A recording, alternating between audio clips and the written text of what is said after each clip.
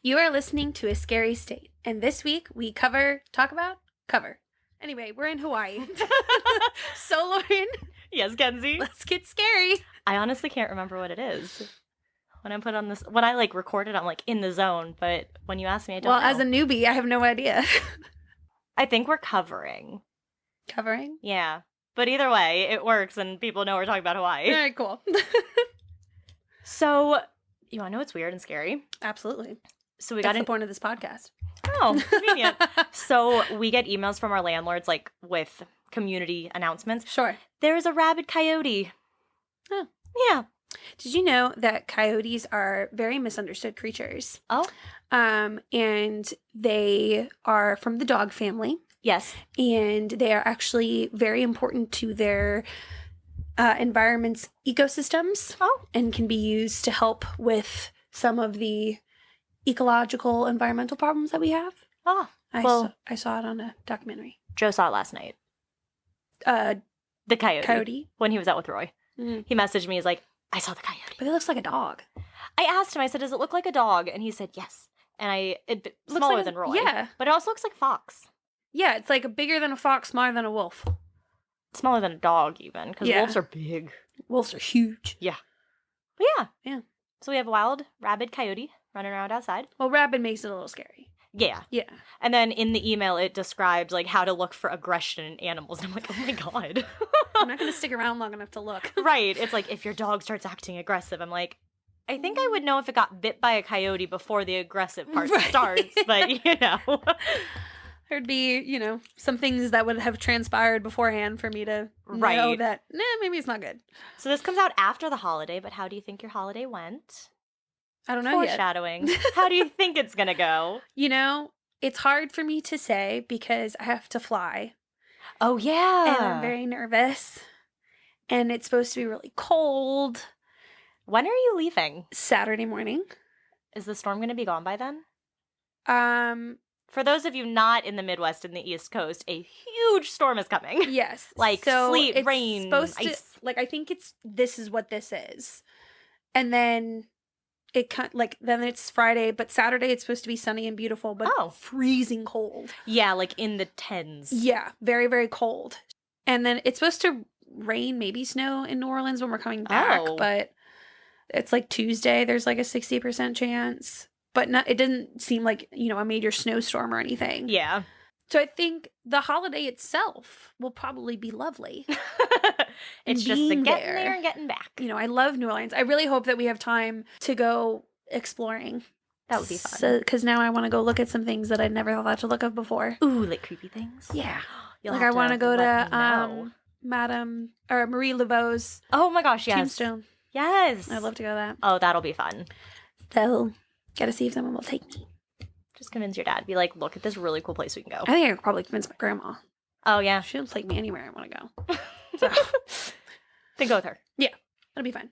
Hopefully I can go. That's what I'm hoping to be able to do at some point, because all of Monday, we, don't have anything going on. Oh, fun. And so I'm hoping we can, go do some stuff. And I really want to go to, the voodoo shops and all that kind of good stuff. Just be careful in the voodoo shops. It'll be fine. Just don't touch things. It'll be fine. Well, we are hosting this year. Yes. Which is great, fitting people into our 1,000 square foot apartment. Yeah, but I found some meals, some fun appetizers that I can make in the air fryer. Yay! I'm so excited. We love a good air fryer meal. I know. I made grilled cheese in the air fryer the other day. Yeah, you can do hard-boiled eggs. Yes. You can do anything. I'm very excited for all the different things I can do. Oh, he wants to cuddle so bad. We wrapped our presents the other day for people. Mm-hmm. Every single piece of tape has Roy hair under it. Every single one. He wants everyone to know that it's from him too. Even if I didn't put it on the ground and I kept holding it, just all of the air, it would just attract all of the hair in the air, and it was awful. Oh, thank you. Bye-bye. So every single gift has a little bit of Roy hair on it. Now I have a little bit of Roy hair on me. Of course you do, because he is shedding so bad. Roy, I know, but I can't. I'm sorry. He doesn't do this when we're just here chatting. But the moment he's they're recording. Oh, yeah. He's now I have to make myself known. He wants to also be on the podcast. He's pretty much part of it. You are our official, unofficial mascot. No. All right. We'll make it work. So with Roy's little cute interruptions, we will talk about Hawaii. So Hawaii has its own time zone, Hawaii Standard Time. Nice. It is 2 hours behind Pacific Standard Time, but it never changes, so they have no daylight savings there. Oh, lucky for them. I know. Surfing was invented in Hawaii. Nice. Mauna Loa recently erupted, that big volcano in Hawaii, for the first time in almost 40 years. It is actually the world's biggest active volcano. And there are huge centipedes in Hawaii. No. Measuring at over 12 inches long, which is about 30 centimeters. Oh, and they can also bite. But you can't stomp on them to kill them because they're covered in a type of armor. Stop! Stop! That's all I have about that. Stop sharing bug facts. No, but I like the animal facts. Animals, that would be an insect. It's still technically an animal. No, you have animals and you have insects. 2 different categories. It's still an animal. So through Post-a-Nut, you can send a coconut anywhere. You just need to put some postage on it. No boxes required. Post-a-nut? The state gem is black coral, which is actually created by a living creature called a polyp. But the coral That's what all coral is. Yeah. Okay. But the coral is harvested to make jewelry, making it the official state gem. Got it. And I don't like this, but Hawaii has a spider known as the happy face spider. But it's kind of cute because the mark on its back looks like a smiley face. So if you're walking through the forest, you see this little creature smiling at you. I would probably shit my pants. Oh, and I just want to say now, a disclaimer, this goes for my case and Mackenzie's case. We are not Hawaii natives. We did not live in Hawaii. We have never lived in Hawaii. We try to look up pronunciations and we will do the best we can. But we will inevitably butcher some of the words, some of the pronunciations. We are trying. I literally have everything phonetically spelled out in my notes. And I have the YouTube videos for how to pronounce it. So actually, too, if we pronounce it wrong, it's because the video we found on YouTube was wrong. Yeah, so comment and harass them. Yeah. Tell them that they're wrong. Yes, back to these notes. Zoe, the golden zebra, lives in Tree Ring Ranch located in Kailua Kona. See, this is why I had to give that disclaimer. Things are coming up. In 1970, Hawaii became the first state to legalize abortion. That was 3 years before Roe v. Wade. And Hawaii grows, the land mass continues to grow. It's built on both active and dormant volcanoes. So every year it gets bigger. Since 1983, Hawaii has gained 570 acres, which is about 42 acres every year. This is a growing boy. Isn't that wild? Yeah. There are more than 120 active volcanoes in Hawaii. And it is 2,000 miles from California, making it, quote, the Earth's most isolated population. Which is why people get really bad, claustrophobia in Hawaii, because the only way you can leave is by plane. Yeah. Lanai is the home of the world's largest plantation of pineapples. The plantation is known as Pineapple Island. Those in Hawaii consume the most Spam per capita in the U.S. I feel like they're probably one of the only places that consume Spam. Yeah. Hundreds of movies and TV shows have been filmed in Hawaii, to include Lost, Jurassic Park, Jurassic World, Raiders of the Lost Ark, and 50 First Dates. And Hawaii Five-0. Well, a lot of other ones, yes. Astronauts would train to walk on the moon by walking on Mauna Loa's lava yards and fields. Oh, okay. So it has, I guess, the same bounce and consistency as the moon. Hawaii is rated #1 as the best state for healthcare. The first telephone was established in Hawaii in 1931. Maui is home to 5 of the 7 species of sea turtles. Oh. Jason Momoa and Bruno Mars are both from Hawaii. Brittany Hamilton was born in Kauai. She is the professional surfer who lost her arm in that shark attack in 2003. Okay. She still surfs. Yes. Obama was born in Honolulu, as well as Nicole Kidman. Very cool. And those are the facts of Hawaii. All and right. So, Mackenzie. Yes. What are you talking about for Hawaii? I'm talking about MacKenzie State Recreation Area. Ooh. Not only is this name spelled exactly like mine, capital K included, yes, but the person it's named after also has a tie to us. Well, me. I'll get into it. Wow, okay. I know. So MacKenzie State Park takes up about 13 acres of the Malama Key Forest Reserve in Opiki Cow. Ooh, I've definitely messed that up.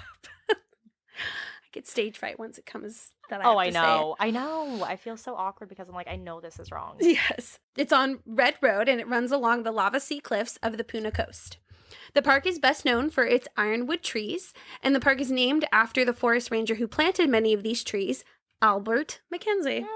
Albert. Look at that. Oh my goodness. Mm-hmm. MacKenzie planted the trees to help deter soil erosion from the sea cliffs, and unfortunately, he died at a very young age of 21 in 1938. And so they named the area after him a year after his death. Oh. What if this Albert is your Albert and knew that at one point you would be covering his story? You know, I didn't even know that was his first name until I started reading it, and I only clicked on it because it has my name. And it's spelled right. I know, yeah, that part's actually like the fact really that cool. it has the capital K. The capital K is the big thing. I'm like, you mean they named it after me?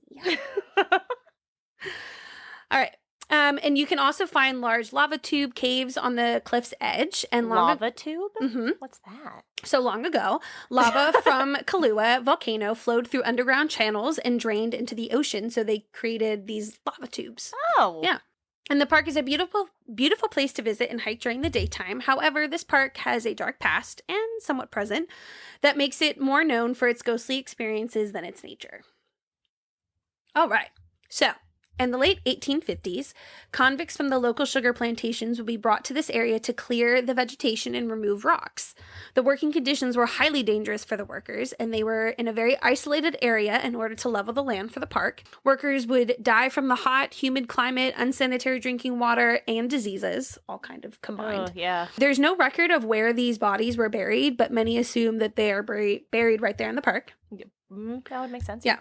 Some have said that when you are walking through the park, you can see the souls of the dead convicts. Ooh. People have reported seeing emaciated men carrying axes and other tools. People who have camped overnight in the park have seen what looks to be a large campfire with sounds of people talking. However, when you go towards the campfire, it gets further and further away before it vanishes altogether. Another part of this park is haunted by the, quote, night marchers, which dates back to the Native Hawaiian history and culture. Kings Highway is an old rock trail that was built by... I'm gonna... Hold on. Kamehameha. Kaluklia. Fuck you. I fucking hate you. Now I gotta start over. Kamehameha. I'll wait till you're ready. That was funny. Okay. So Kings Highway is an old rock trail that was built by King Kamehameha the Great, who ruled... I got it too! And now I gotta start over! You, had it, but you weren't confident. No, I know! But it was probably... You're like, Kamehameha. It was about as good as I was gonna get. God damn it, Lauren. No, that sounded great. It sounded good. Can't look at you. Okay, go. Kings Highway is an old rock trail that was built by King Kamehameha the Great, who ruled from 1795 to 1819. And because you guys won't hear it, that was like the 85th try that I did that. So the trail circled the entire Big Island, which is how they refer to the main island, Hawaii. Yeah. Or at least I'm assuming, because it's capital letters. Yeah. So, and it was used as a major traveling route for Native Hawaiians to go from one end of the island to the other. MacKenzie State Park has restored that part of the trail that runs through the park. Locals say that the night marchers, called huakai po in Hawaiian, who are ancient Hawaiian warriors, haunt the park. Night marchers are believed to be warriors who are marching to or from battle. Some say that they might be marching to find the entrance to the next world. It is believed in Hawaiian spirituality that people who have died a gruesome death will not be able to pass over into the next world and are bound to this world. Oh. Night marchers are usually believed to be warriors who have died in battle. Some of the characteristics that come when night marchers are around could be heavy wind. You would see rows of spirits carrying torches, chanting, and drums beating, unusually bright torches or mist and fog, among other things. Yeah. But in our park, people have said that they've seen flickering torches, sounds of drumming, chanting, and other battle cries. Many local residents won't go into the park after sunset or on a full moon for fear of encountering the ancient spirits. So, do you talk about them more? No. Oh, okay. So another thing with the night marchers is if you see them coming, like say you're on the beach or whatever, and you hear the drums, you're supposed to get on your stomach and close your eyes and not look. I did see that. Because if you look, it means you're going to die next. Or someone die you love. soon. Yeah. Or someone you love. But I was reading something else about it because I was reading legends and stuff from Hawaii. And one of them was like, if one of your family members' spirits is in the procession and you look, you won't, like, you'll be safe. Oh, interesting. Yeah. Isn't that cool? Well, and I also saw, because I was looking up what they were, and so I included that little snippet so people knew what they were. Yeah. But, I just related it back to what people see in the park. But apparently, these group of warriors is led by that king. Oh. Yeah. Oh, that's cool. Yeah. So. Look at things tying together. Look at that. Comes full circle. Many visitors and local residents of the park have reported various ghostly encounters. A local woman was walking in the park and saw a person ahead of her on the trail. The person turned around and waved to the woman and then vanished into one of the ironwood trees right before her eyes. What is an ironwood tree? It kind of looks like iron. No.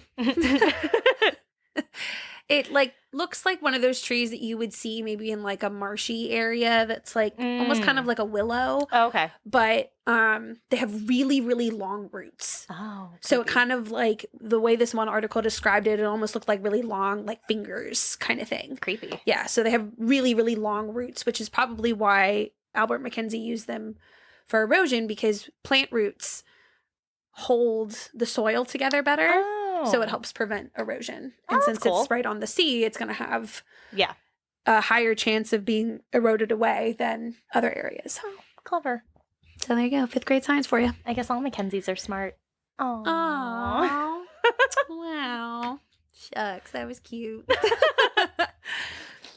People who have walked their dog in the park say that their dogs will act nervously for no reason or sometimes bark incessantly up a tree at what looks to be nothing at all. Always trust your pets. Yeah.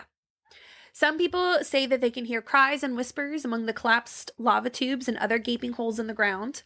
Campers who have never been to the park or know of its haunted history have heard voices and footsteps outside their tents. When they went to investigate, there was no one there. Naturally. Some have said that they have been awakened in the middle of the night by screams outside in the dark.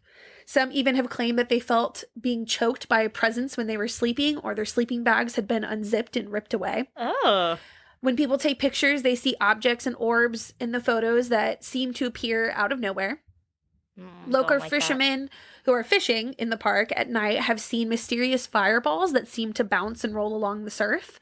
Some overnight campers have also reported seeing similar green balls of fire around the park. Many assume that they were fireflies, but fireflies are not found in tropical Hawaii. So, interesting. Right. Hikers have heard footsteps behind them on trails, but when they turn around, no one is there. Oh, see, I really don't like that. Yeah. I probably would not turn around. It's like when you go upstairs and you think there's something behind you, and then if your stairs creak a little bit, the creaks don't line up with your footsteps. Yeah. Oh, don't like it. Don't like it. No. So a couple of articles I read have shared their own experiences. Viet Don, who wrote an article about the park in May of 2022, visited the park to take photos for the article that he was writing. And as he was walking around, he started to hear a faint music sound, kind of like a guitar, right behind him. Oh, nope. When he turned around, nothing was there and the forest was silent again. Like silent, like devoid of animals, or silent as in devoid of the guitar that was drumming in his ear? That one. Okay. Because if there's no animals making noises, you need to run. No. Just silent as in no musical noise guitar. Anymore. Yes. Yeah. So the Kahana Research Group went into the park in 2013 to do their own investigation. Members Zach, Grace, Steve, Jason, Marcy, Frisco, and Josiah went into the park on March 1st, 2013. They brought with them a K2 meter, an ion detector, digital recorder, crystal pendulum, digital cameras, cell phones, and a spirit box. It wasn't long before the group began to realize they were not alone. Marcy Grover is a sensitive and a veteran investigator, and she said that the group was visited by 5 spirits. Dang. One of those spirits was possibly named Louie. So here's a recount of her experience. I decided to attempt a sensitive session with a quartz crystal pendulum and sat down on a rock about 15 feet from the cliff wall, facing the ocean. I immediately made contact with a spirit named Louie or Louis, who I sensed was a Portuguese prison laborer from the crew who built the park in the 1850s. Portuguese. Yeah. He indicated that there were 4 other such spirits with him. He had created his own purgatory and would not go to the light due to his Catholic upbringing. Oh. He indicated he had killed a fellow laborer due to lack of provisions. I believe he died a few weeks after that incident. After hours of seemingly playing, quote, tag with the spirits, someone suggested we go completely dark and use the small indicator lights on the ion detector only to no activity. And we had immediate success. I asked the spirits if they could light up the device once for yes and twice for no, and we again had an immediate response. The device remained blank when no questions were asked. They were even able to catch sounds on the EVP of a woman moaning, and they put their recording on their site, and you can hear the odd noises. There's like this weird noise being made, but at least when I was listening to it, it didn't sound like it was one of them because it happened almost like immediately before someone said, like, is there someone there or whatever? Like, the timing of it was, like, too close for it to be someone else. Yeah. And it just was a weird noise. They also took pictures, and in the same location, so they would take, like, 3 pictures of the same place. And the first picture had nothing. The second picture had, like, a small light of some sort. And then the third picture, the light was, like moving? Moving. Oh. Like, it was in a different spot. Yeah. Because that's a common thing. You take multiple pictures in one spot to see if you get anything new. So it's like you had nothing, light here, and then the next picture, light over here. So another account supports Marcy's story, and this is from investigator Stephen Grossman. A little earlier, slightly before dark, Marcy sat down with her crystal and sensed that one of the convicts who had been brought to clear the land in the 1850s was with us. This would evidently prove to be true from what transpired later. Zach, Jason, and I returned to the vehicle sometime between 9:30 and 9:45, and they began to go through evidence. Approximately 20 minutes later, I realized that the other 4 had not come back to the vehicles, nor could I see any of their lights. I decided to attempt to find them and started back out with my flashlight. I saw lights ahead briefly, and then they went out. I began to see the shapes of the others. As I approached, Marcy and Grace both told me to turn my light out. They don't like light, was what they said next. Then they said, to no one I could see, this is our friend Steve. Are you willing to talk to him? Then I saw the green power indicator on the ion meter, which Frisco was holding out toward the middle of the group, blink off and on once. Over the next 15 minutes or so, I asked a number of questions. Each time the indicator blinked either once or twice, which was to indicate yes or no. Marcy and Grace were able to determine that Louie, the spirit she had sensed earlier, was present, along with a number of other spirits. They had not only answered yes and no questions, but had indicated numbers with multiple blinks. Again, in answering direct questions from Marcy and Grace. When Marcy asked these spirits not to follow, and then remarked that we would be turning our lights on and returning to the other team members, the indicator light began blinking in rapid fire fashion. When we turned the lights on, the indicator went back to solid green and stayed that way. It is interesting to note that during the time we were asking questions, we often would talk among ourselves, not addressing the spirits who were present, and the indicator always remained a solid green during those intervals. Interesting. So Marcy had made an interesting conclusion about the experience, which I thought, it's definitely not something that I thought about as, like, if you think about spirits and if they are representations of human souls and you think about their beliefs. Okay. So she said, the MacKenzie investigation was not only a success, I believed we discovered new and important information previously unknown in the paranormal community. Okay. Certain spirits are so afraid of light sources, only total darkness will bring out any kind of results.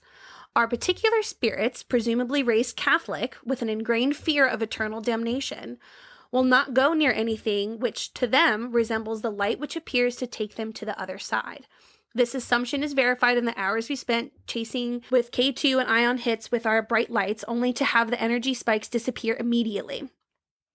Or they were chasing them, and then they turn on their bright lights. Yeah. It was only in total darkness when the spirits of MacKenzie made themselves known. This presents a problem for us in the future of obtaining physical proof, but we will experiment with IR and night shot cameras. For now, however, we have the corroboration of 5 witnesses who experienced and took part in the spirit communication with the ion detector, and that, for now, is more than a step in the right direction. So, given the many reports made by visitors, along with these people, in the park over the years, I would think it's safe to say that this place is definitely haunted. Yeah. So. And with the dark stuff, too, if they're out in, like, a park, there's probably not typically light. Right. So being in the dark would probably be what's more comfortable. That too. There you go. Ghosts are not the only thing that haunt this park. There have been a few crimes that have occurred in the park that are kind of unsolved today. Okay. So on April 23rd, 1980, Dr. Philip Wallace and his fiancée Judith Pankow were camping in the park when they were attacked by robbers during the night. The robbers relentlessly beat the couple, which resulted in Dr. Wallace's death and left Judith permanently disabled. Oh.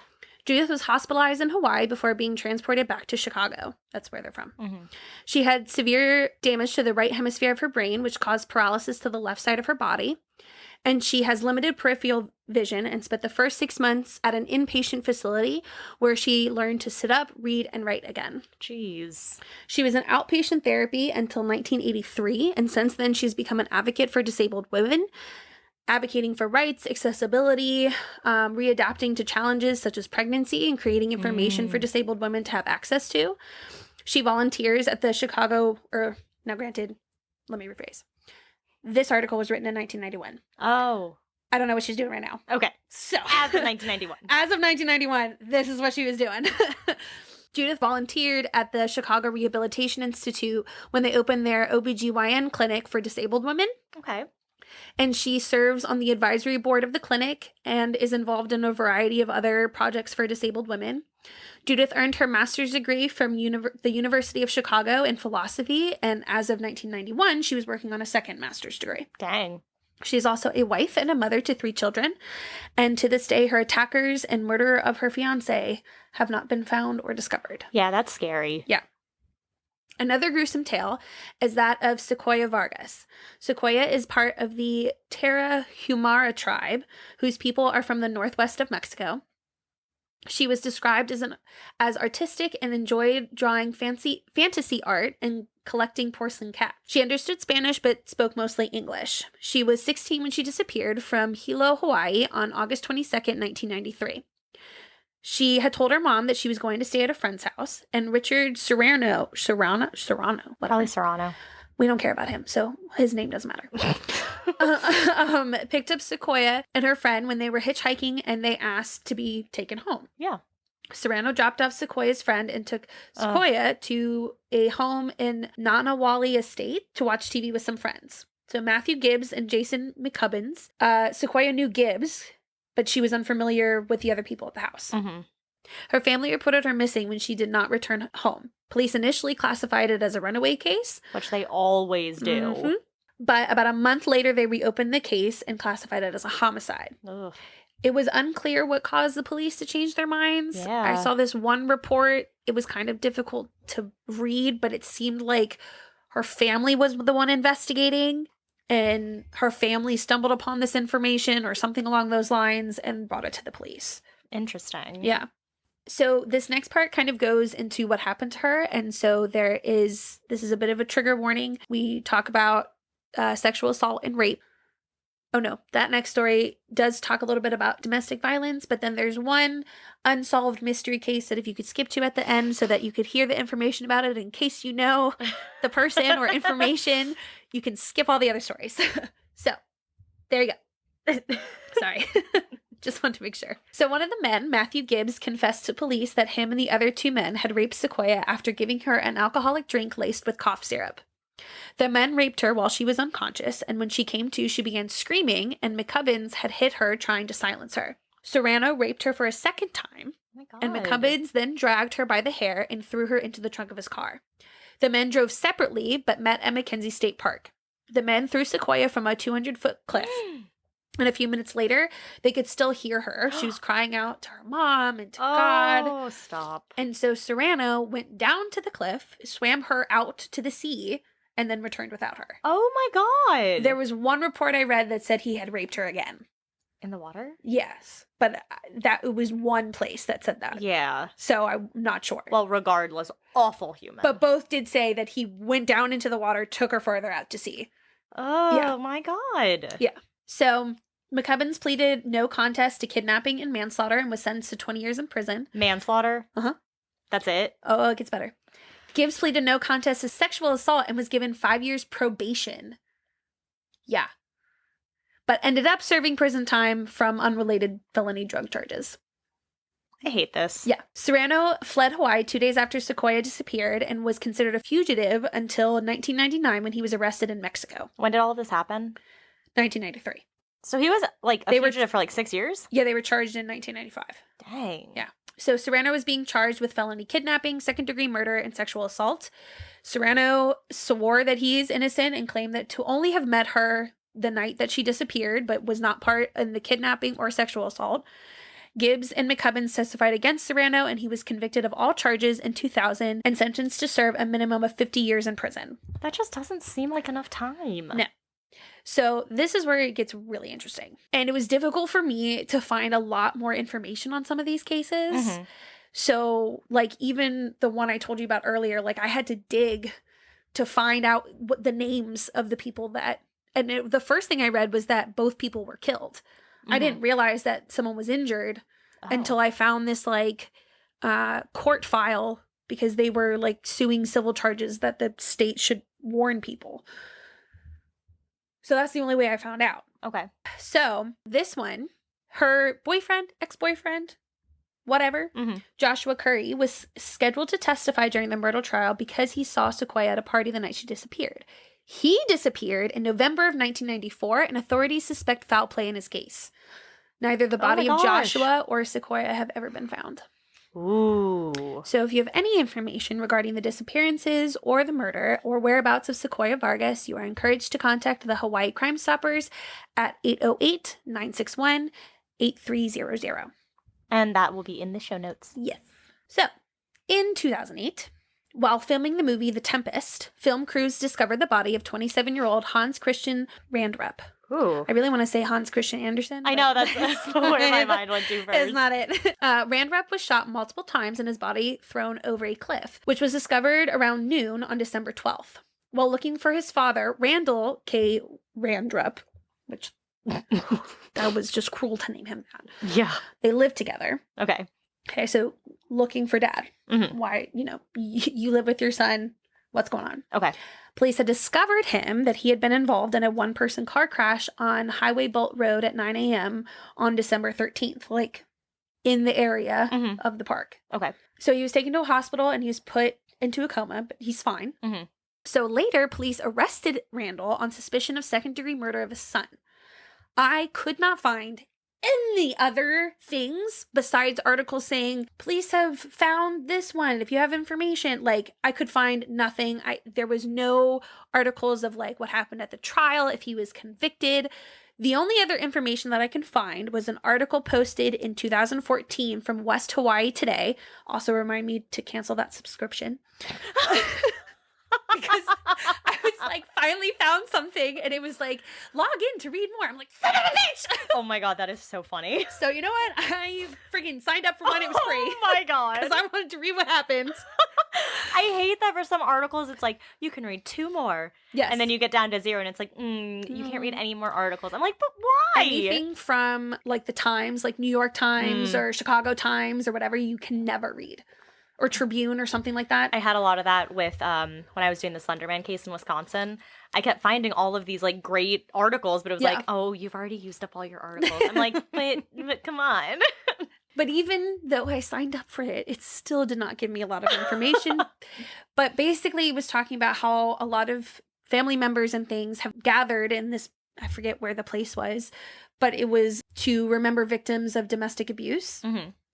And so I'm reading through the article. It's like talking about certain cases and incidences. And then there's this paragraph and it says, among the others that were being remembered, his name is in it.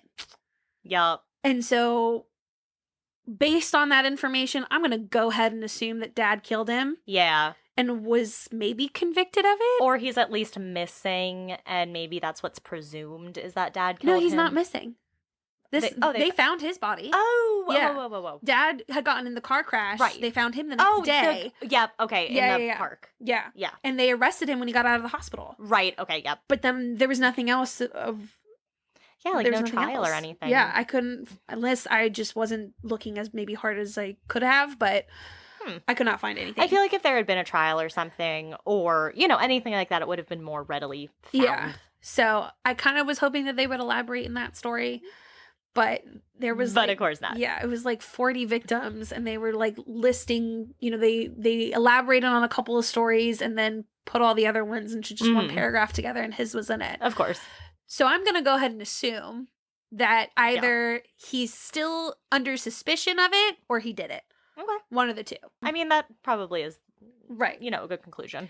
So, but if you or someone you know is a victim of domestic violence, you can call the National Domestic Violence Hotline at 800-799-7233 or text START, all caps, to 88788. And those numbers can also be found on the support page of our website for the UK and Australia too. Oh. Yeah. Our website is www.ascarystatepodcast.squarespace.com. There you go. So lastly, our most recent unsolved case. So a fisherman had discovered the body of 76-year-old Michael Rosenbaum, which looking him up was difficult because apparently there's a famous Michael Rosenbaum who did something scandalous or something like that. So I had to decipher between really fun. when I was like, okay, is this my guy or somebody else's? Yeah. That happened years ago. So police say he was last seen on July 22nd, 2001. No. Not 2001. 2021. Oh, so recently. Recently. Because, I was like, 2001, 21 years ago. And then you're like, oh, no, just last year. Just last year. And his body was found on July 31st, and the medical examiner had determined that he had died from a gunshot wound. As of March 2022. Oh, wow. And again, I searched. Mm-hmm. There were no other articles past March about this. But police are still looking for any information. Lieutenant Rio Amon Wilkins of the Hawaii County Police Department said, quote, "We're just looking for any type of information that might obviously lead to the identity of a suspect and also anybody who may have seen him or spoke with him in his final days. And at this point, we really don't have any leads to follow up on right now. So anyone with tips on this case is asked to call the Hawaii Island CrimeStoppers at 808-961-8300. And that is the story of MacKenzie State Park. Perfectly named, but not the best reputation. Not a good reputation at all. So, a lot of bad stuff going on there. A lot of bad stuff. So there you go. Wow. Yeah. Not a place I want to visit. Yeah. Well, we are back. We took a break. We never take a break in recording. We just go straight through. We got some shit to talk about. Oh, yeah. We have some shit talking to do. So to you, it's just, skips to the next story. It seems like everything's hunky-dory, but really we've been not recording for a half hour. The blood has been boiling. Blood is boiled to the top. But I can relate that to what I'm talking about Let's today. do it. All right. So Pele is the powerful goddess of volcanoes and fire, known to wipe out entire forests and small towns with her volatile and unpredictable temper. Have you seen the really cute video from Moana? Yeah. I love you. Yes. Oh, I thought about that the other day. I love it so much. When we're teaching about the Ring of Fire and how Ring of Fire. I also sing that song in my head every time. I'm like, yeah, the Ring of Fire.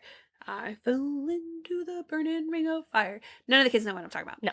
Actually, one year, Hallie, my fucking girl, I started singing that song and she finished it for me. The only student to ever do that. Wow. It was amazing. But we would always play that little video because, we were talking about volcanoes and things like that. And so at the end of the day, we would just play these songs. I love it. Cute. So she is typically known for her power and passion, but also her jealousy and capriciousness. Oh, that's an SAT word. Thank you. But at the same time, she was also known to create... What does it mean? Temper and... Yeah. Wow. Girl after my own heart. Yeah. But at the same time, she has been known to create new land. She just so happens to be the creator of the Hawaiian Island. Pele was born from the female spirit named Haumea. Haumea is the goddess of fertility and childbirth. She descended from Papa, known as Mother Earth, and Wakea, known as Sky Father, both of whom were descendants of supreme beings. There's going to be a lot of words in here, I'm just saying. You're doing really good so far. Thank you. At least to my ears. Oh, I know.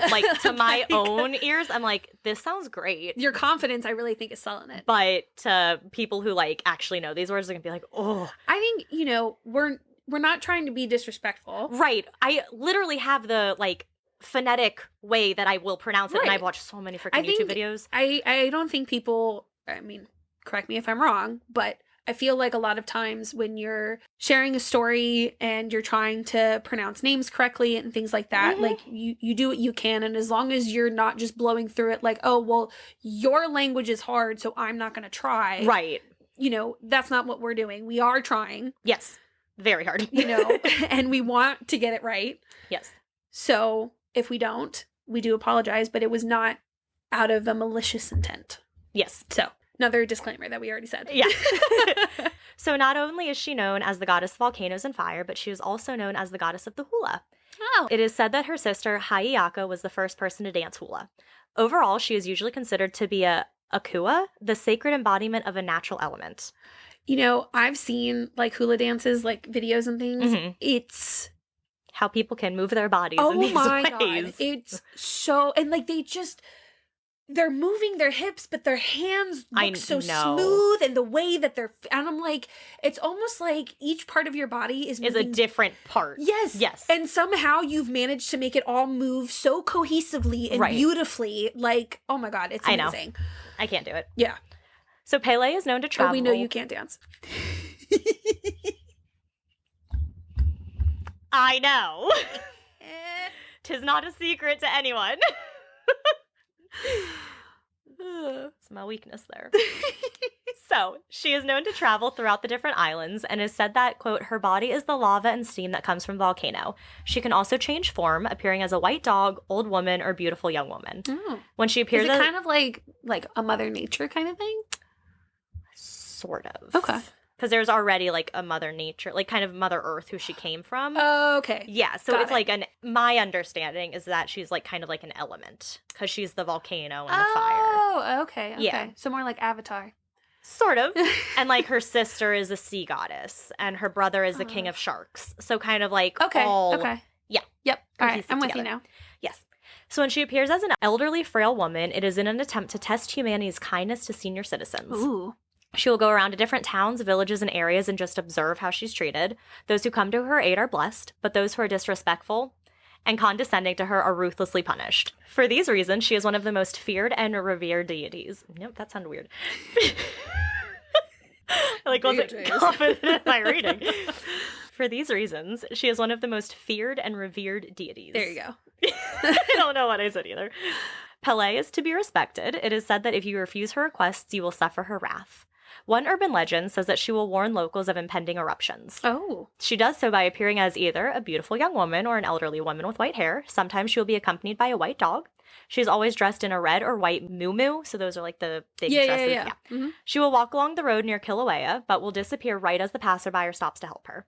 Other times, she will actually get into the person's car, only to disappear right after. You know, it would already freak me out enough if I'm driving along the road, I see someone, and then I look back and they're gone. Mm-hmm. But if they get into my car... How many accidents have happened and someone has said there was someone in my car and then they just disappear? Right. Like, I would crash my car. Oh, yeah. I would never get in my car. I'm already fearful of seeing a spider in my car because I know I would crash it. Let alone a ghost. Yeah, not... Yeah. So this is a sign to the passerby that they need to warn others about the eruption, or they will be the one to suffer when the next eruption does occur. Others say that... This kind of sounds like the gray ghost man that I talked about. Oh, yeah, who warns about like hurricanes and stuff. Yeah. Others say that they have seen her face mysteriously appear in the photos they have of the lava lake within the crater or molten lava flows. Ooh. So they'll just look at a picture and her face will appear. Yeah. As a way to show respect, she is also often referred to as Madam Pele, Tutu, which means Grandma Pele, or Kawehene Aihon Ua. Wow. The earth-eating woman. That was pretty good. I hope my phonetics were right. So native Hawaiians and new island residents will leave different gifts for Pele, such as gin, berries, and red flowers, all to show respect and ensure good luck. Berries are an important gift, so before eating the ohalo berries, which are found at the edges of... I need to listen. I think it's mau mau, but I need to... Holly mau mau. Holly moo moo. Holly mau mau. Holly moo moo. I'm hoping to mess you up. Moo moo. You messed me up. Before eating the ohalo berries, which are found at the edges of Halo Mau Mau, one must first ask for her permission. Not doing so would be considered sacrilegious, and a steep punishment would be the result. A popular saying goes, Pele will either embrace you or spit you out. I thought it was Pele. Pele. Why can't I say this name? You said Pele. I know. Why is this so hard for me? I don't know. Pele. A popular saying goes, Pele will either embrace you or spit you out, and you will know if you are meant to be here or not soon after you arrive. So there are many, many, many legends that surround her and where she is the main focus of the legend. These legends usually talk about her being involved in fierce feuds or having jealous outbursts. Ooh. One belief centers around the active volcano Kilauea. You've never heard of Kilauea? I have, but how it's spelled, you don't think that's how it's pronounced. Well, as someone who can't read anyway, I assume 95% of the words I read are not how to pronounce them. Yes. Like, have you seen epitome? Epitome. Oh, yeah. Or lingerie. Right. Lingerie. Well, that's French, so. Yeah, but still. But yeah, it's like one of those things where it's like, I have the pronunciation so I know how to say it, but then as I read it out loud, I get nervous that I'm wrong. So then I second guess how to say it. You want to hear something that'll make you feel a lot better? Yes. So feel free to keep this story in. I'm giving you permission now. Over the weekend, we were going to our friend's party, and I was bringing some drinks with me.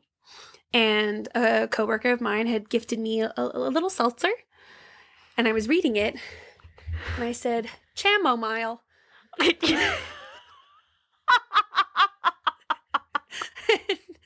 Ding was like, I was like, what's that? And Ding was like, you mean chamomile? Oh my God. So, I get it. Oh my God, that's funny. Now that I know that that's how you spell chamomile. Now you'll forever know. No, I'll forever know. Yeah, I don't know. These words are just, there's so many. All right.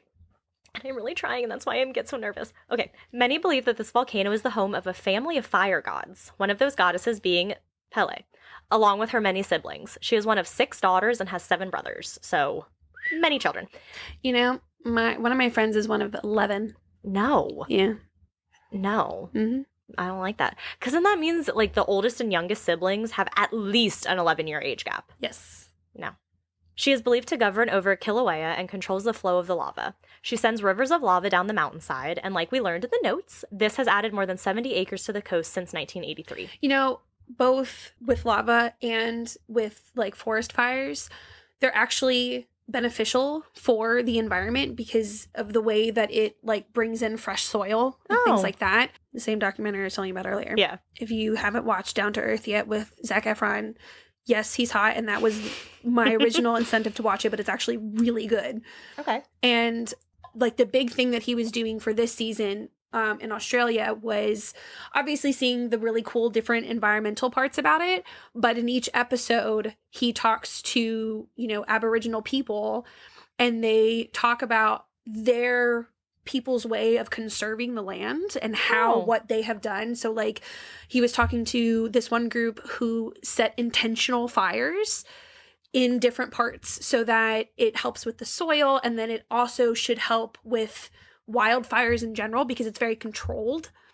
Well, they'll do that in places. They'll do, like, a controlled burn. Right, but, like, their point being, you know, everything that they talked about with their conservation practices have been since their people have been around. Wow. They do talk about it being that refreshness is good for, like, the soil and almost kind of like a rebirth. Oh. So it was very interesting and very cool. I know I totally went off on a side tangent from lava being good for the soil, but since we're talking about nature, might as well throw it in there. So I mentioned how Pele found Hawaii. This comes from the legend that she found it after she was exiled from Tahiti by her father. Is that the Tahiti is the one with Moama, right? Tofiki. Okay. Yes, I kept hearing Tahiti, and I was like...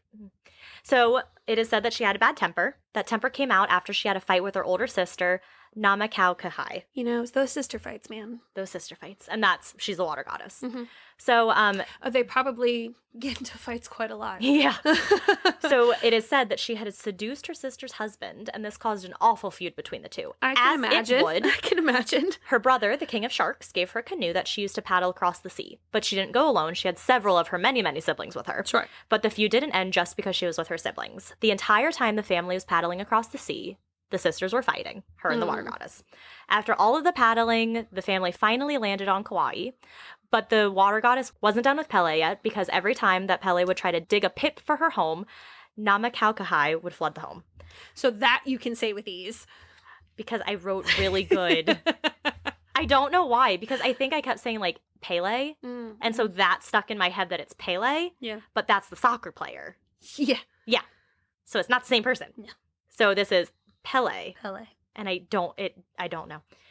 So Pele kept traveling from island to island, especially the chain of islands that are now known as Hawaii, and she finally landed on the Big Island, which is her home today. So this story has an alternate ending, though. While she was making her journey from Tahiti to what is now Hawaii, it is said that she tried to create fires on different islands along the way, and that her sister, the water goddess, who is also referred to as Namaka, wasn't happy with this, and while chasing Pele, tried to get her to stop. So finally, Pele gets to Hawaii, and soon after, Namaka arrives and attacks her, leaving Pele for dead. But she was able to recover from these injuries, and she soon fled to Oahu and the other islands. On these islands, she dug huge fire pits to include what is now the Diamond Head Crater and the Haleakala volcano in Maui. When Namaka found out that she hadn't actually killed Pele that day and that Pele was still alive and making more fires, she was livid. So she chased Pele to Maui, and that is where the two of them battled. A literal battle to the death because Pele was killed by her own sister. Oh my god. Her death transformed her into a god, and she made her home on Mauna Kea, and her spirit lived on in Halemaumau, the volcano on Kilauea. You're doing great. Oh my god. So the next version is the expulsion, and it talks about Pele living on a floating freeland with her parents. So it's like an island that just kind of floats around. Okay. Pele would spend her time next to her mother's fireplace, the Lona Makwe, the firekeeper. Her older sister, Namaka, the sea goddess, was worried that Pele's ambition would soon smother their land, so she drove her away. Pele would leave and soon finds a new home, but this may have angered her sister, who finds her and tears her apart. So kind of the same fight. And they're saying that she's jealous? Right. Like, it sounds like the sister's the one with the problem. Well, we'll get to some things. Okay. So her bones now form a hill, while her spirit was able to escape to the island of Hawaii. Some of these stories have a similar ending, but different beginnings, kind of all leads you to the same thing. Yeah. Another version talks of a flood. So she is said to come from a land close to the clouds. Her and her husband, this is the only time I heard a mention of her husband, they both had a daughter and a son together. Not both, they had a son and daughter together.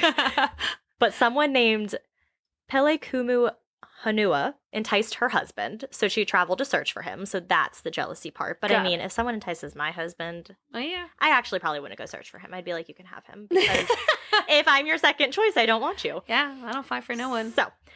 So the sea pours from her head over the land of Kanaloa. The sea floods the land, but soon recedes. The flood is called Kaya Kahinali, which means the Sea of Kahanali. This is because her connection to the sea came from her mother, Kahanali. I'm really trying hard. It's making me sweat. You're doing really well. Thank you. It's just because these are such foreign words to me. Like, they're just not words that we use in our normal, everyday language. Correct. And so it's just, I don't want to mess it up. And of course, our go-to when pronouncing words we don't know is to do it phonetically. Right. And it's not always phonetically. At all. I was listening to this one video, and the guy was like, Honolulu is how, people who don't live here say it. And he goes, but it's actually Honolulu, or something like Hanalu. Some interesting way that he said it, where he's like, if you don't live here, you're not going to know that's how it's pronounced. Yeah, and he's like, but that's how it's pronounced. And I was like, ooh, I did not know that. Yeah. I thought that was a word I was going to nail. So I'm going to say Honolulu because I don't feel comfortable enough saying it the other way. You're fine. Okay, so these legends sort of talk about how she found Hawaii, but there are other legends that talk about her jealousy. So this is where we get into her being jealous. Okay. One such legend says that Pele met a young, handsome man named Ohia. Ohia was a handsome trickster, but she fell for him anyways. She was definitely interested in this man and tried to woo him, but he wasn't interested in her because he was in love with someone else, a woman named Lahua. Lahua was known as the most beautiful and gentle girl on the island. Well, we know that Pele has some jealousy issues, so she did not take too kindly to being rejected, and in her anger, she turned Ohia into a tree. But not a pretty tree, a revolting, twisted, and ugly tree. As well deserved. Yes. No. He does not deserve to be turned into a tree because he was, faithful to another woman. Oh, I thought he was just interested. No, he was faithful to, this other lady. Oh. But Pele was but mad. You're telling her story, so we're going to be on her side. Yeah. Well, we know that she has some jealousy issues. Maybe a tree was not the best, reaction to give. There are some things that she does that are kind of sad. Okay. So Lahua begged Pele to turn her love back into a human man, but she straight up refused. Okay. Okay. So Lahua was heartbroken, and all of the other gods could clearly see she was hurting. She was hurting so badly that the other gods actually started to fear that she may take her own life. So instead, they turned her into a beautiful flower so that she could spend eternity beside Ohia.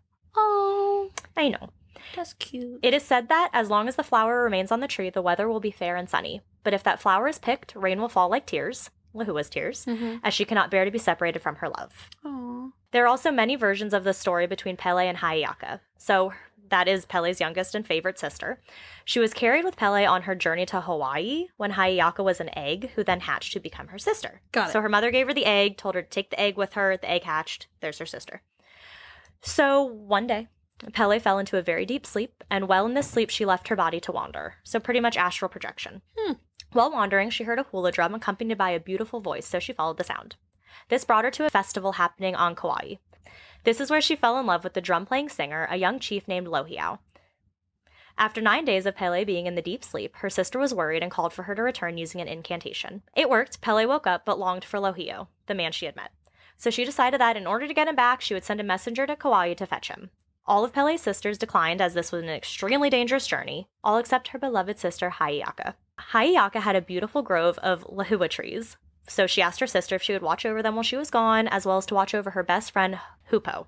Pele agreed, and Haʻiaka set off on her journey. But Pele had one requirement. She wanted Haʻiaka and Lohiau to return in 40 days. So she told her sister to not fall in love or even embrace her love. Oh, no. The journey was filled with different companions, all strong women, and many adventures. Hell yeah. Finally, she arrived at the island where Lohiau lived. But Haʻiaka arrived. She found out that the young chief had died of a broken heart, longing for Pele as well.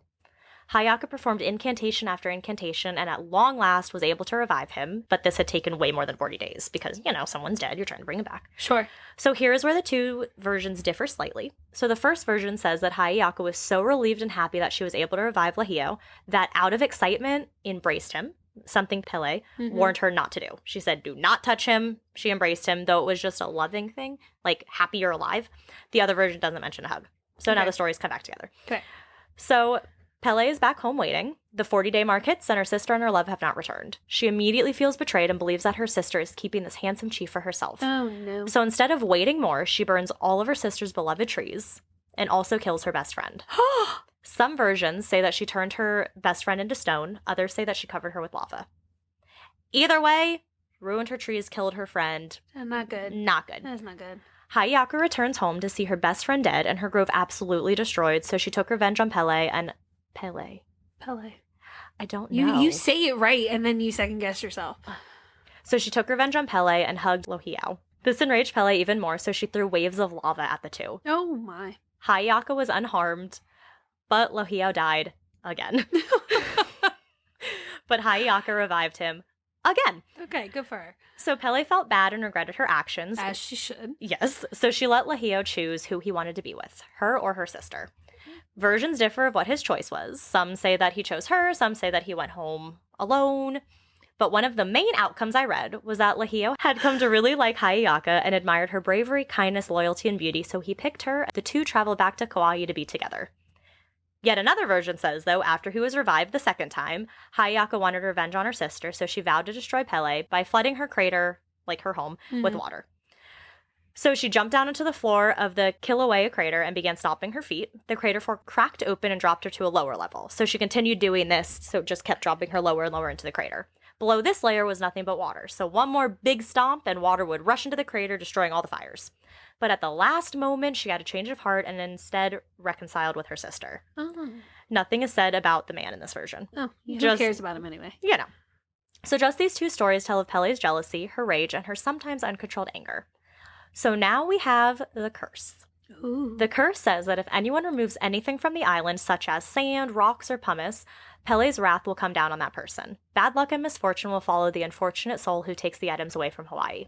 Some say that she sees the black lava rocks as her children and will punish anyone who takes her children away from her. Lava is also a sacred piece of the fire goddess, like a piece of her. So the curse will hit anyone who tries to remove those pieces from her rightful home. The curse is a result of Pele's anger and jealousy, but this curse actually can't be found in any stories or tales passed down in the Hawaiian tradition and culture. That has led to two stories that have popped up for how this curse may have come about. One says that it was started by a disgruntled park ranger back in the 1940s. He was angry about the number of rocks that were being taken from the island by tourists and visitors. He said that Pele would curse them with bad luck should they take anything. You know what? Look at him, problem solving. I mean, many believe this one story may have been inspired by a legend about the black sand beaches. There are male rocks and there are female rocks, and when two rocks really like each other, they form little baby rocks or pebbles. Oh, that's so cute. Isn't it? But if you take a rock, you are taking either a male or female, making it impossible for the rocks to keep having pebbles. And over time, this will cause the beach to disappear altogether. Another version of potentially the curse comes from a bus driver. This bus driver was tired of the amount of dirt and grime that was brought onto his bus from tourists. Know what? Oh, I thought you were going to say kids. No. From the tourists collecting and bringing rocks on board. Yeah. Kind of what kids do anyways. Yeah. So he started to tell those on his bus at the beginning of the tour that taking the rocks was cursed. So it kind of worked at some point, so people just stopped taking rocks. Well, some people. And even now, every year, numerous small items are returned back to the National Park Service from tourists who took something and are now asking for Pele's forgiveness. Ooh. Usually about 100 rocks a month. A month? A month. People will send back sand, rocks, anything they took. You gotta wonder if, like, someone made it up, but it was true. They just didn't realize it was true. I will go into some things that might make you think, like, No. I'm saying, like, because you said there is no specific story. Right. That it's like, okay, someone made it up, thought they were just being clever of making something up. Well, yeah, because that's why these two things came about. They're like, oh, she'll curse you if you take things, and then kind of brought about a curse. Here's my theory, before you've even told me anything, is that they probably made it up. She liked it. Oh. Because she was like, yeah, don't take my shit. And then she's like, you know what? Curse. Yep. Boom. Exactly. So maybe there wasn't a curse until someone made it up. And then she's like, you know what? I like that plan. And went with it. I mean, she is like, she has all this rage inside of her. I could see that. I would do that. I would do it too. I can appreciate this. Yeah. So there is usually a letter accompanying the mail with the sender apologizing for taking the rock or sand, that they have been having awful luck, and pray that Pele forgives them for their mistakes. Even more so, it is illegal to remove any minerals from inside of a U.S. national park anyways. So it's illegal. It's cursed. Just don't do it. The park rangers actually get so many... taken enough land. Yeah. The park rangers actually get so many packages that sometimes they just don't have the time or the resources to return all that has been taken back to its original location. Which is why some legends say that in order to reverse your bad luck, you have to actually be the one to physically go back to Hawaii to return the pieces to where they belong. Yeah, you can't cheat your way out of it by sending it back in the mail. Well, a lot of people do that. You want to hear a funny story? Yeah. One time we were on a family vacation, and we went to stay at this place in North Carolina, like in the mountains. And there was a clock. And it was a cute clock. And I really liked it. So I took the clock. My dad got so mad. He made me send it back with, like, a letter saying sorry for taking your clock. At the time, I obviously felt really bad. I thought my dad was going to find it funny. Not funny to him. Now, I'm like, bitch, the amount of things people take from a hotel, I couldn't have a clock. Was it from a hotel, or was it from, like, an Airbnb? It was like a little lodge. And it was a clock about this big. Oh, okay. From a lodge, that's one thing. I thought it was like an Airbnb, and I was like, give the Airbnb back their No, this was like clock. when I was in 8th grade. Oh, yeah, Airbnb wasn't a thing then. But yeah, so I can relate to sending something back in the mail that you took. With an apology. With an apology. So Jessica Furricane, a public information officer for Hawaii Volcanoes National Park, says that there is no mention of this curse in any oral traditions, so she doesn't believe in the myth. But Tavito O. Ka'il, an anthropologist based out of Oahu, says that Native Hawaiians believe that moving any of the island's natural features without performing the appropriate rituals with the appropriate people is a sign and act of disrespect. He said that the stone, pohaku, has a sort of mana, which is a divine or spiritual power to it, so it needs to be respected. So I found some stories of people talking about the curse and their experiences with the curse. An article on Travel Blurbs dated November 29th, 2012 talks about the author who visited a black sand beach on the Big Island. So she traveled to the Big Island and wanted to bring her family back some souvenirs. She filled up a water bottle about halfway with black sand from one of the beaches and a couple smooth black lava rocks. She returns home and gave her mother the souvenirs, but soon after her mother's dog got very sick, like to the point where no vets and even specialists had no idea what was going on. The girl and her husband were visiting her husband's mom, and they mentioned the rocks. Her mother-in-law's mouth dropped open, and she proceeded to explain how taking the rocks was bad luck, something you should never do. So the girl did some research into it and realized that, yes, in fact, many other people faced bad luck, animals getting sick, all that after taking lava rocks from the island. So she and her mother decided that they needed to return the rocks immediately. So they went to the post office, dropped off the rocks and sand to be shipped to the Volcano National Park in Hawaii. Once it was out of their hands, the girl's mom received a call from her husband. He didn't want to get their hopes up, but he had some good news. Their dog was eating again, which was a big deal and meant that maybe he was doing better. Within days, their dog was completely back to normal, which shocked and baffled the vets and specialists who had been working on him. Wow. One lady named Kelly commented on this article in 2015. She said she went to Hawaii on her honeymoon about 20 years ago. She took a little bit of black sand, but has since lost it. She said that all three of her kids, since losing it, have had really bad mental health issues, as she does. She has been divorced, lost her house, lives paycheck to paycheck, has car problems, has to go with heat and air conditioning or water. Only married men want to go out with her, and she wants this curse to be gone. That sounds a little bit more like a you problem. But she said none of these were issues until she took the sand. She didn't have the kids when she took the sand. And she said that she also has mental health issues. That's going to be passed down. Yeah, I don't know. I think she's not addressing her problems. This is what that sounded like. So another woman took a lot of sand from the islands, not knowing about the curse. When she returned home, she had a streak of horribly bad fortune. Like, the post took up the whole page with all the stuff that was going on, so I'm just not even going to list it. Her and her daughter actually returned back to Hawaii to complete a sort of ritual to ask Pele for forgiveness and what they took. There had been no updates about if her apology was accepted and if her luck has turned around. The fuck? I know! You got one job. Don't bitch about all these things. Go back to Hawaii. I know. And then not tell us what happened. I know! Like, is your luck better? Did things improve? Right. You listed a whole slew of things that were wrong. Did any of them get fixed? So there are many comments from people talking about the bad luck they've had, but the last comment on this page by Vita from 2019 is honestly the most heartbreaking. So in April of 1991, this woman and her husband went to Hawaii and sure enough, brought a rock back with them as a souvenir. 2 days later, her husband, who was only 24, was shot in New York City during a car robbery. He didn't make it. Oh my God. Yes.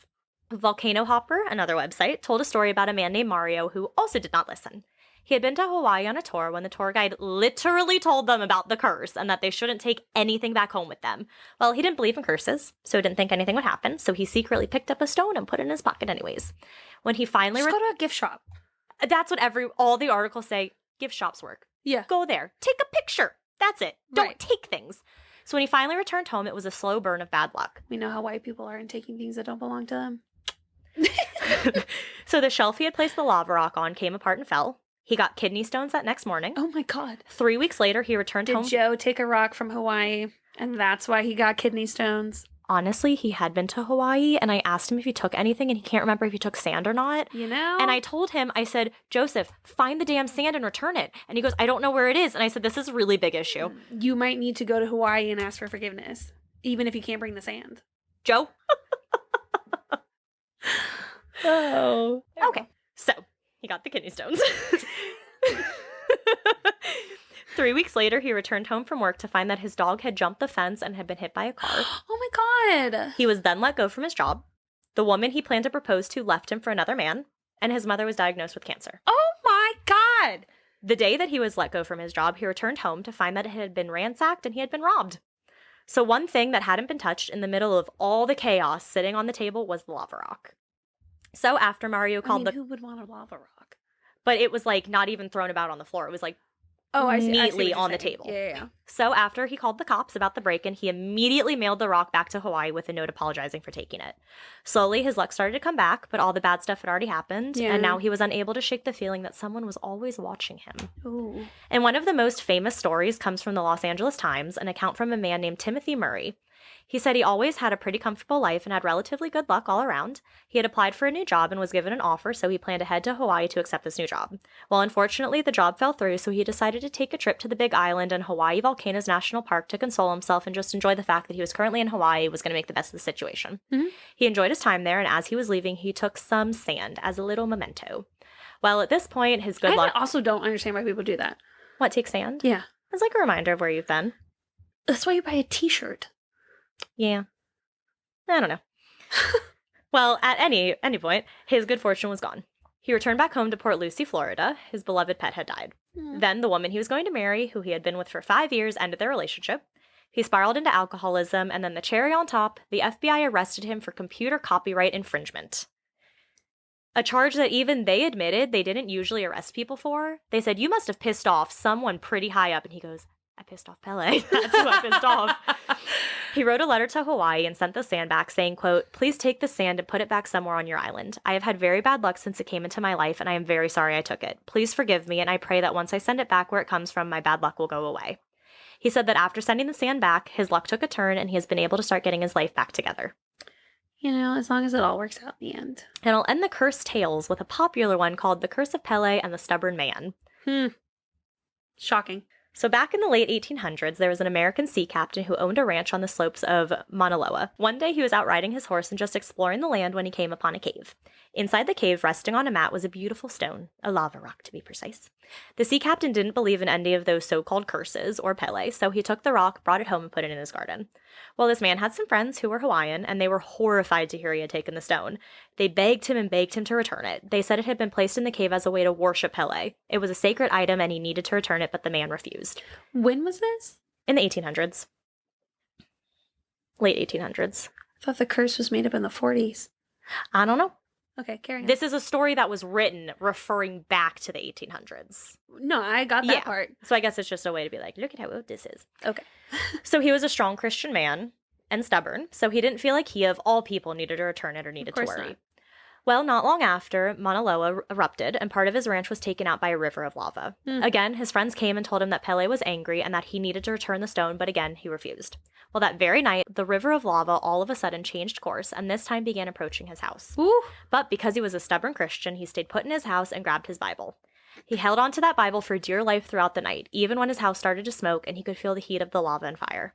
His friends came back the next morning to check on him, and to their surprise, the lava had literally forked around his house, leaving both the man and his house completely untouched. He was still sitting there clutching his Bible when his friends entered. He faced his friends and with a very stern look on his face said, "God has saved me. What do you think of your Pele now?" Ooh. His friends responded, "We are happy you're alive, but the stone is no longer in your garden. As we left last night, we took the stone and returned it to its proper place." Damn! Got him! It is said that after that, the sea captain was never the same again. So there are a few more curses of Pele, or legends, that should be respected and followed to, respect her. So I wanted to go into some of those because they're interesting. So lava is a very real threat to those living in Hawaii, and we know that Pele is the goddess of volcanoes. But there is a way to protect yourself and your family from the lava. If you see a beautiful woman walking down the road with her long flowing hair, or an elderly woman with long white hair, like I mentioned before, greet her with an aloha and offer her any help if she needs it. But that may not be enough. You should also pay a visit to her at the Halemaumau crater and give her an offering. This offering can be food, flowers, or even gin, a drink that she likes very much. Also, to stay on her good side, do not take pork across the Pali. The Pali Highway connects Honolulu to the western side of Oahu. The advice comes from the legend of Pele and Kamapua, a half-man, half-pig demigod. Oh. Well, Pele and Kamapua had a really awful breakup and agreed that from that point on, they would never visit each other, never see each other, never visit each other. So by trying to bring pork over the Pale, you are basically symbolically trying to bring him from one side of the island to the other, something that Pele did not allow. Oh. If you do try, supposedly, your car will break down and an old woman will appear to your car with a dog. You have to feed the dog the pork before you continue on your way. You know, I would do it. Yeah, I thought that was interesting.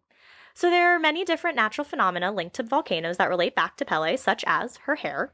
So Pele's hair is a volcanic glass formation. It is formed when cooled lava stretches into thin strands and it tends to look like hair. This was very present after that most recent eruption that occurred. It is recommended to not touch the hair though, as it is very sharp and brittle, and those pieces that break off can easily enter your skin. Then there are Pele's tears, small pieces of solidified lava drops that form into tear-like drops of volcanic glass. They're usually jet black in color and can be found at the end of the strands of hair. And the Lemu o Pele, known as her seaweed, these are thin sheets and shattered flakes of brownish green to near colorless volcanic glass lava spatter that resembles seaweed. Wow. The volcano on Jupiter's moon Io is also named Pele. And LearnReligions.com had a nice quote that says, quote, "For Hawaiians, Pele has emerged as a symbol of the resilience, adaptability, and power of the indigenous culture of the islands. Her fires create and destroy the land itself, forming new volcanoes that erupt, cover the land with lava, and then begin the cycle anew. She is a representative of not just the physical aspects of the Hawaiian Islands, but also the fiery passion of Hawaiian culture. So next time you visit Hawaii, only bring back memories, or you will be faced with a horrible curse." I liked that. Yeah. That was nice. It was nice. I thought it was very interesting. I like learning stuff. I do too. I know that wasn't super scary, but the curse is super scary. It is scary, and I personally enjoy a good history lesson, so... Yeah, and I thought it was like a fun history lesson, because you get to hear, It's storytelling. Yeah. And we love a good story. We do love a good story. So... And I covered something really creepy in Hawaii last time, and so I was like, this curse. And between what I covered... Right. And, well, you got it. We got it. It's fine. So that is Hawaii. That is Hawaii. You know, I do have a special skill. What is your special skill? I can sing the entire Hawaiian roller coaster ride song from Lilo and Stitch. Oh, yeah. You guys had to do that for chorus, didn't you? And I can sing it at least the way I think I'm singing it. I don't even hesitate. I can just pop those suckers out. Dang. I have no idea what I'm saying. Yeah. Our chorus teacher told us, and I was like, that's great. You either want me to remember what I'm saying or how to say it. You don't get both. Right. It's one of those things where you can't think about what you're saying either. You just have to say it. Yeah. My favorite part is that I'm like, that's like the longest amount of Hawaiian words together. It's when it goes, a viki viki mai lohi lohi, ave mai kapapa e nanu. Oh, great. Now. Stage fright. On a roller coaster ride. No, I gotta sing the whole song. I can't just do it in the middle. I was so good at it before, and now I got stage fright and started freaking out that I was gonna get it wrong. So now I psyched myself out. This is why. Well, you did a really good job. This is why I could never become a dancer. Because I would learn the dance, I'd get really good at it, and then they'd put me in the front, and I'm like, well, that was stupid. That's what happened when I was in High School Musical in high school. I did not know these dances. And they were like, oh, you're a senior. We're going to put you right in the front. I said, but I don't know these. Right. Well, and I learned. I did fine. Oh, yeah. My thing is the reason I'm good is because I'm watching the people in front of me. Right. Exactly. So if you take those people away. That's exactly how I was. So I would stand just slightly back so I could see the main dancer. And then that's how I did it. Yeah. Because they weren't, I want to say it wasn't the normal High School Musical dance. Our choreographers had made up a different dance. Right. That was way more complicated. I'm sure. Ugh, we're not performers. Anyway. That's why we talk into microphones to each other and no one else. And I've only just kind of sort of started taking video. Oh, yeah. Yeah, that would be fun. Yeah. So follow us on all the things. We are going to start having some fun stuff come out, social media-wise and other things-wise. Sounds like a clock. And it goes tick-tock. I get it. Well, thank you for listening. Stay scary. Stay safe.